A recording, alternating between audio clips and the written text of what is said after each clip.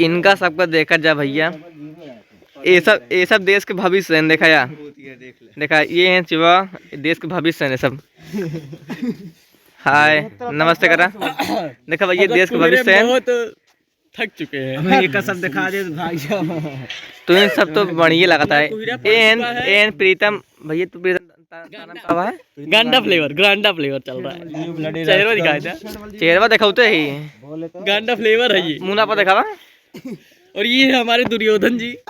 दुर्योधन ये है गजोधर। कच्ची कोटी काट ले फिर आता है बे। हेलो भैया, गुड मॉर्निंग। बांध गए थे गाना भैया। देखा भैया ये सब कोचिंग पढ़ा है। देखा या बहुत बड़ा छिलरा बा दिखाएगा। देखे में भोला लागत बड़ा था। जयबा भाई मदन। अरे इससे बहुत बड़ा छिलरा भाई। जयबा बोला यार, आवाज काटे पड़े। भगावा जाता है लेकिन देख लिया। देखा भैया, एक ने सुबह शर्मा ने कहा पढ़े आने का था भैया। पर लोग हैं ये सब। साली एक खिंचौना फोटो भैया।